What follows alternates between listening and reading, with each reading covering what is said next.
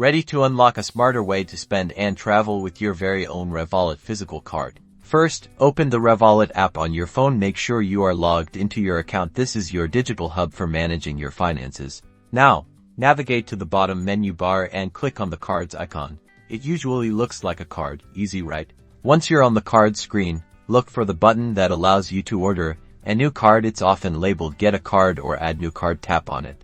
Next, you will be prompted to choose whether you want a physical or virtual card. Select physical card. Now comes the fun part.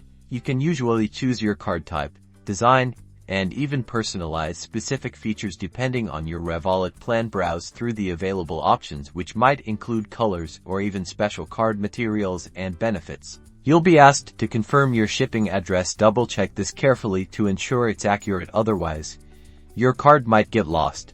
Enter your address in the provided fields. Before you finalize the order, review all the details to make sure everything is correct. This is your last chance to spot any mistakes. Finally, confirm your order. You might need to authorize the transaction, following the in-app prompts. Congratulations! Your physical Revolut card is now on its way. You can start using it for all your daily transactions and enjoy the perks Revolut offers. Happy spending!